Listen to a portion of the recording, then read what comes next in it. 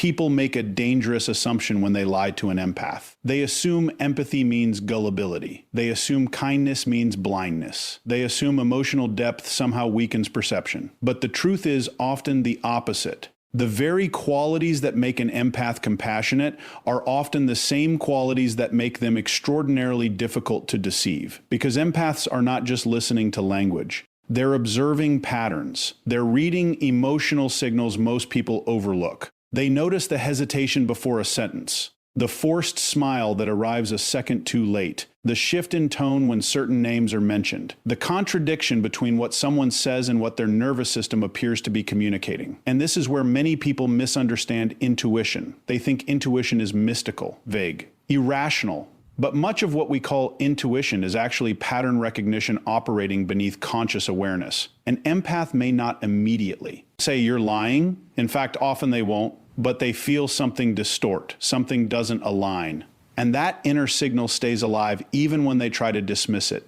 Psychologists have long understood that human communication is layered. Words carry one message.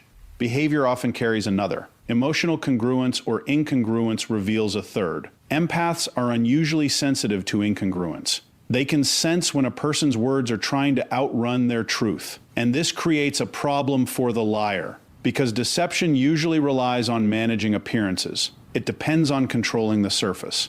But empaths don't live only at the surface. They pay attention to what leaks through. A manipulative person may think they've hidden the truth because the story sounds convincing. But the empath is noticing something else entirely. Why did your energy shift when that question came up? Why did your confidence become defensive? Why did your story become over-explained? Why does your apology sound rehearsed instead of felt? These are not random impressions. These are observations. And here's something even deeper. Empaths often understand pain, guilt, fear, and shame because they have studied those emotions in themselves. They recognize emotional signatures because they have lived them. That makes deception harder to disguise in front of someone who knows what internal conflict looks like. This is why people who lie to empaths often become frustrated. They feel seen in ways they didn't consent to. They sense that their performance is not landing the way they expected, and sometimes they mistake this for judgment when really it is perception. Now, this does not mean empaths are never deceived. In fact, many empaths stay in deceptive dynamics far longer than they should, but not because they fail to sense dishonesty, often because they sense it and then override themselves. They rationalize. Maybe I'm imagining it. Maybe they're just stressed. Maybe I misunderstood. Maybe love means giving the benefit of the doubt one more time. And this is one of the great internal battles of the empath. Not detecting truth, trusting what they detect, because many sensitive people have been conditioned to question their own perceptions, especially if they've dealt with gaslighting, manipulation, or environments where truth was constantly distorted. They may sense the lie immediately, then spend months trying to argue themselves out of what they already know. And this is where wisdom enters. Because maturity for an empath is not becoming more suspicious. It is becoming more loyal to reality. It is realizing that if someone's words and behavior consistently conflict, the conflict is the truth. If someone repeatedly creates confusion, confusion is information. If something feels off over and over again, that feeling deserves investigation. This is not paranoia. This is discernment. And discernment is what turns empathy into power. Because empathy without discernment can be exploited. But empathy with discernment becomes nearly impossible to manipulate. And this is where people make their greatest mistake. They think because an empath stays quiet, they don't notice. Because an empath doesn't immediately confront, they don't understand. Because an empath gives grace, they must be unaware. Often the empath sees far more than they reveal. They may be watching, they may be waiting, they may be giving you space to tell the truth voluntarily. Because empaths, at their healthiest, do not rush to accuse. They observe, they verify, they allow reality to expose itself, and reality always exposes itself. Because lies have a structural weakness. They require maintenance. Truth sustains itself. Falsehood requires constant repair. And over time, most deception collapses under the weight of its own contradictions. The empath knows this, even if only intuitively. This is why many empaths appear calm in the presence of dishonesty. Not because they are fooled, but because they understand something profound. Truth does not need to panic, and there is something almost philosophical in this. A lie is not just false information. It is an attempt to impose an artificial reality. And empaths, by their nature, are oriented toward authenticity, toward what is real beneath performance, toward what is emotionally true beneath what is socially convenient. That is why lying to an empath is so destructive, because you are not merely giving false facts. You are violating the very principle they organize human connection around. And they feel that deeply, sometimes before you even finish speaking. So when someone lies to an empath, they often believe they are hiding something. But what they may actually be doing is revealing themselves, revealing their fear, revealing their integrity, revealing the fracture between appearance and character. And eventually, the empath sees that fracture clearly, not because they are psychic, because they are paying attention. That is the power people underestimate. The empath is not reading minds. They are reading patterns, and patterns rarely lie. So if you think deception protects you from being seen, understand this. You may hide facts for a moment. You may delay consequences for a season, but you cannot consistently fake alignment in front of someone trained by life to notice what does not align. And that is why lying to an empath is never as invisible as you think, because the first-person deception exposes is often the deceiver. And that leaves us with something worth remembering. When words and energy conflict, believe the pattern. Truth whispers long before it proves itself. And once deception is sensed, something even more profound begins to unfold, because with an empath, a lie is rarely interpreted as just a false statement. It is experienced as a fracture in the emotional architecture of trust. And most people underestimate what trust actually is. They treat trust like a casual social agreement, a convenience, a default setting in relationships. But to an empath, trust is something much deeper. It is psychological safety. It is the invisible structure that allows vulnerability to exist. It is the unspoken contract that says what is real between us can be honored. And when that contract is broken through deception, the damage is rarely about the content of the lie alone. It is about what the lie means. Because when someone lies to an empath, the wound is not simply you gave me false information. The wound is you made me build emotional reality around something unreal. And that is betrayal. Betrayal is not disagreement. It is not conflict. It is not even necessarily wrongdoing. Betrayal is the collapse of trusted reality. And that hits an empath differently because empaths do not connect superficially. They invest through meaning, through emotional coherence, through felt honesty. So when dishonesty enters that bond, it does not stay at the surface. It echoes through everything the relationship was built on. Suddenly, the empath is not only questioning the lie, they are questioning every moment surrounding it. Was that apology sincere? Was that promise real? Were those words ever true? Was I loved honestly, or was I managed? And this is where one lie becomes psychologically larger than the event itself. Because deception does something dangerous to the mind. It forces retrospective doubt. It causes the past to become unstable. And when the past becomes unstable, the nervous system does not interpret that as minor disappointment. It interprets it as threat. This is why betrayal often feels traumatic, because in many cases it is. The brain processes relational betrayal in ways remarkably similar to other forms of emotional injury. There is hypervigilance, rumination, cognitive looping, difficulty trusting perception. And for an empath, someone already sensitive to emotional undercurrents, this can cut extraordinarily deep, because what they gave was not casual trust. It was sincere trust. And sincerity, when violated, often becomes pain. Now, here is where many people misjudge the empath completely. They assume the empath is hurt because they are overly emotional, too sensitive, too attached, too idealistic. But that interpretation misses the entire point. The empath is hurt because they took truth seriously, because they believed honesty mattered, because they engaged the relationship as something sacred enough to deserve integrity. And that is not weakness. That is moral seriousness.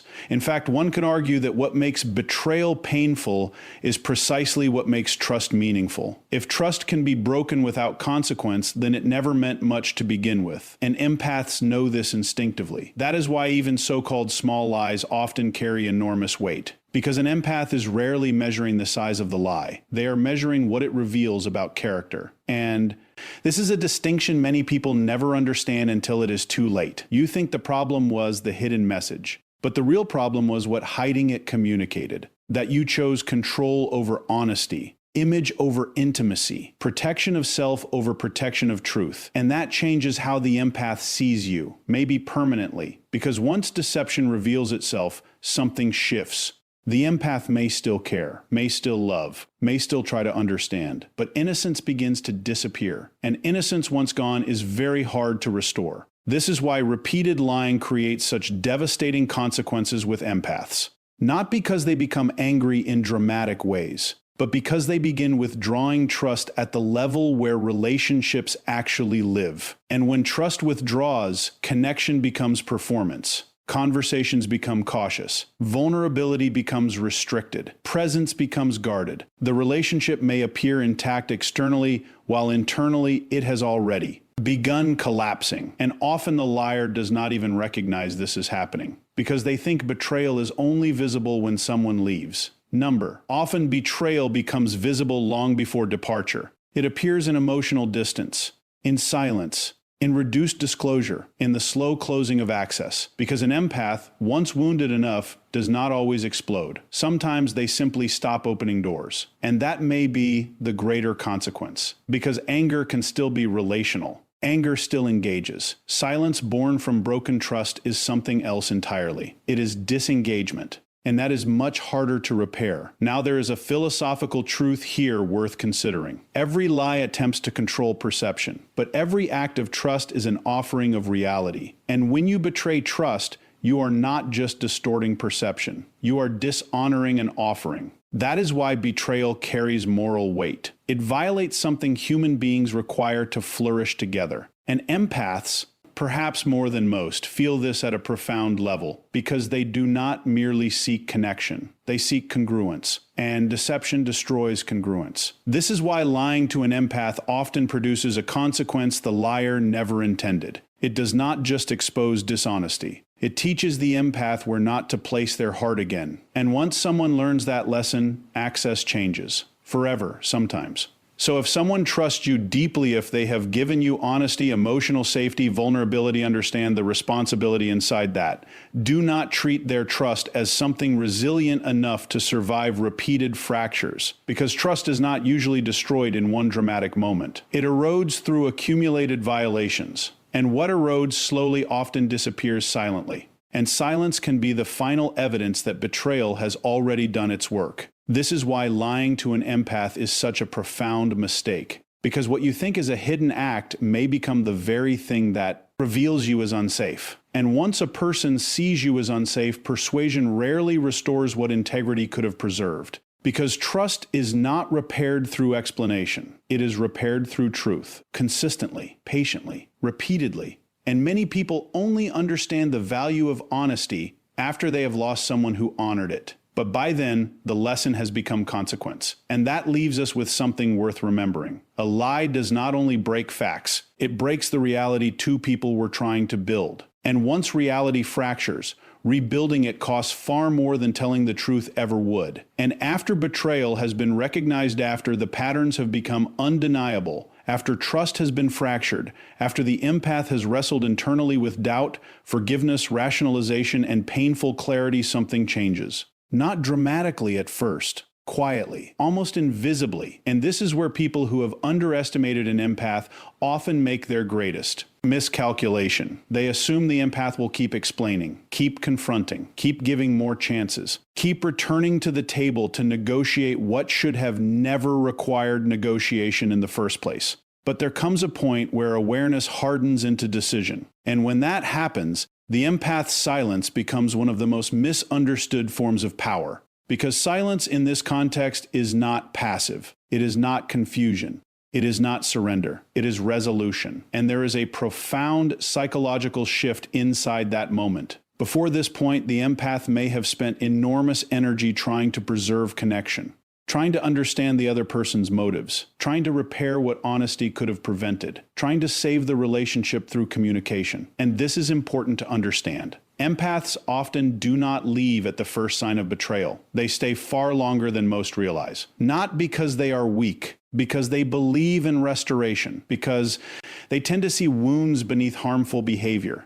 because they often interpret brokenness before they interpret malice, and because they do not give up easily on what they love. But endurance has limits, and once those limits are reached, the same person who once fought hardest for the connection may become the one who walks away most decisively. This is the part many manipulators never anticipate, because they have mistaken patience for dependency, compassion for tolerance, understanding for permission, and those are dangerous misreadings, because what looked like endless accommodation was often measured grace. And grace, once exhausted, does not always announce its departure. Sometimes it becomes silence. And silence is powerful because it signals something fundamental. The empath is no longer trying to convince you to become honest. They have accepted what you have revealed, and acceptance changes behavior. There is no more arguing, because arguing assumes the other person is open to truth. There is no more over-explaining, because over-explaining often arises when someone still hopes misunderstanding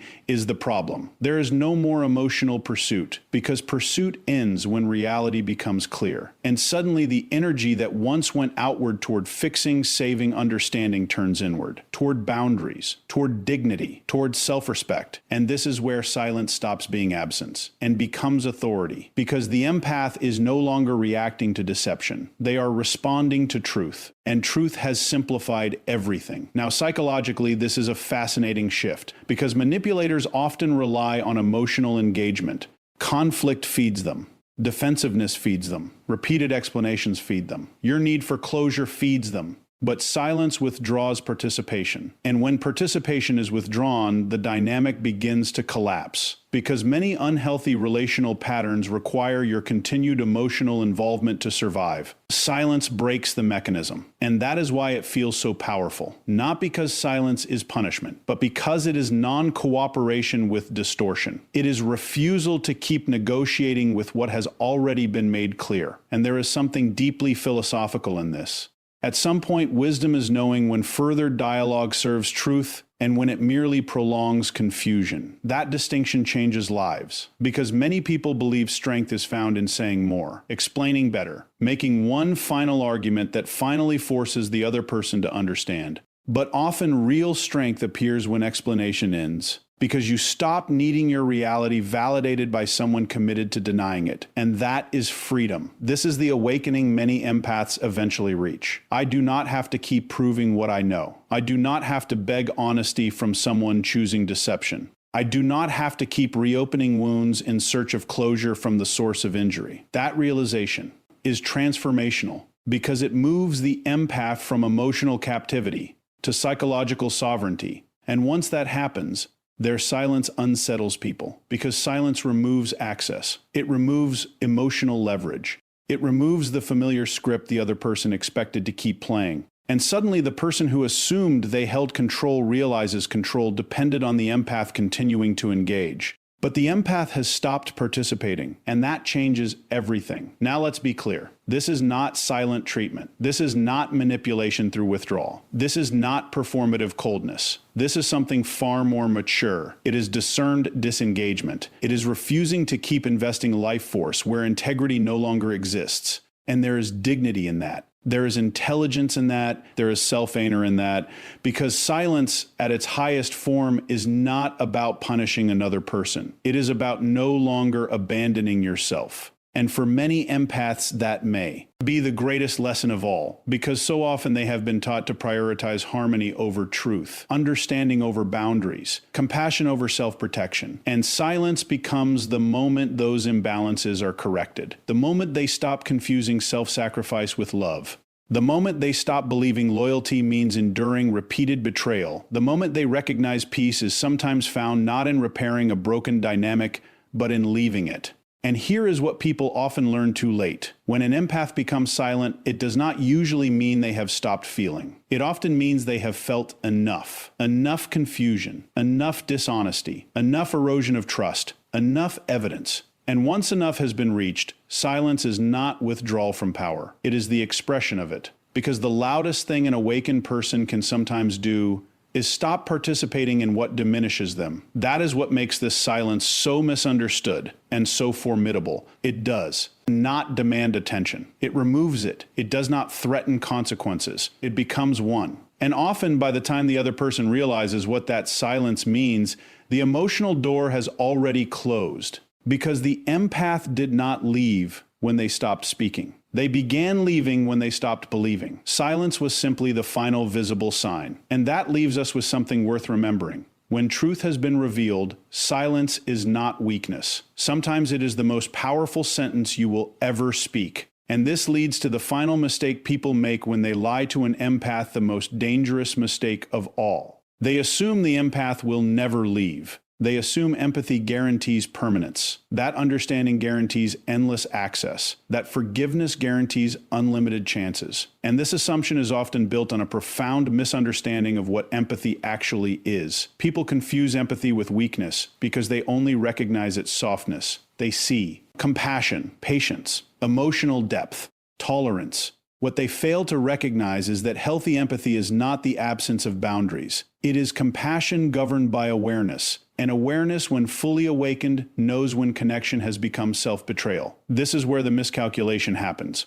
Because the person who lies repeatedly often mistakes the empath's willingness to stay as proof they always will. And repetition creates arrogance. They begin believing there will always be one more apology, one more reconciliation, one more opportunity to repair damage after dishonesty. And that belief can become a form of psychological blindness. Because they stop recognizing that every lie is not simply an event. It is an erosion, an invisible wearing down of trust, respect, and emotional safety. An erosion is dangerous precisely because it often goes unnoticed until collapse. The empath may still be present physically, still speaking kindly, still behaving with grace, and yet, internally, something fundamental may already be withdrawing. Because departure often begins long before movement. People think relationships end when someone leaves. Often they end when someone stops investing hope. And that distinction matters, because many people are shocked when an empath walks away. They call it sudden, unexpected, out of nowhere.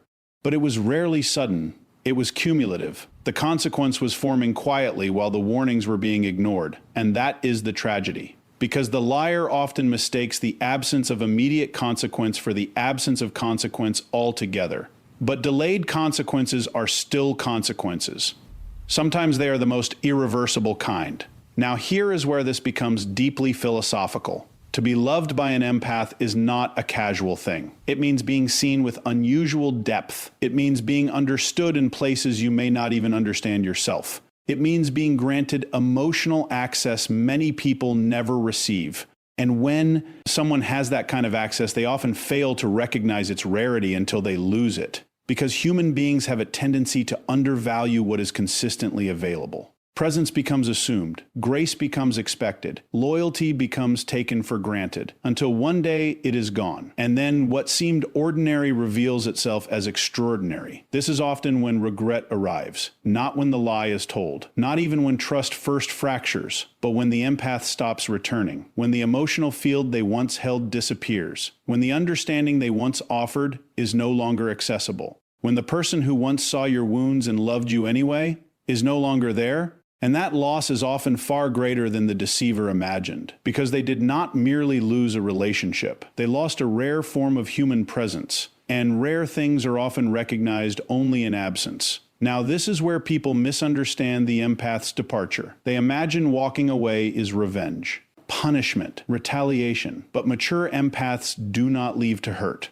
They leave to preserve what remains of truth within themselves. That distinction is everything, because leaving at its highest level is not rejection. It is refusal to continue participating in what violates integrity, and there is profound strength in that, especially for someone whose nature is to endure. Because for an empath, walking away is often not the first instinct. It may be the hardest decision they make, which is precisely why, once made, it is often final, because it was not impulsive. It was considered, felt, tested internally, reached only after repeated thresholds were crossed. And this is what people fail to understand. When an empath leaves, they are often not reacting to the last lie. They are responding to the full pattern, to everything accumulated, everything tolerated, everything clarified by repetition. And patterns carry more weight than isolated moments, which is why one final apology often changes nothing, because the issue was never one incident. It was what the incidents revealed: character, And once character is understood, perception changes permanently. This is why the greatest mistake is thinking an empath will stay because they care deeply.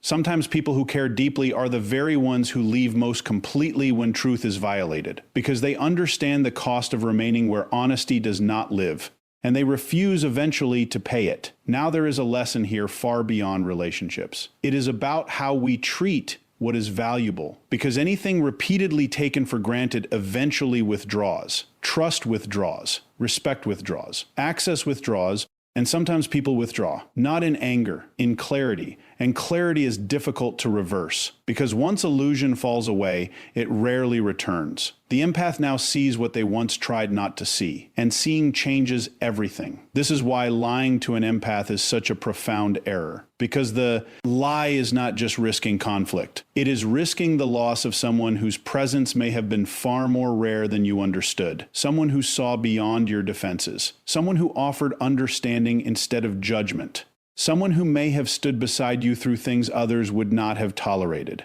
And if you lose that through deception, the loss may not be replaceable, because not everyone who enters your life will understand you deeply. Not everyone will offer grace repeatedly. Not everyone will fight to preserve connection. And when you mistake that rarity for something permanent, you may destroy what you assumed could never leave. That is the danger. And it is also the warning. Never interpret patience as permission. Never confuse forgiveness with the absence of limits. Never assume a kind heart has no breaking point. Because the strongest boundaries are often formed by those who have loved the deepest. And once those boundaries close, no amount of regret can always reopen them. Because some lessons do not arrive as advice. They arrive as loss.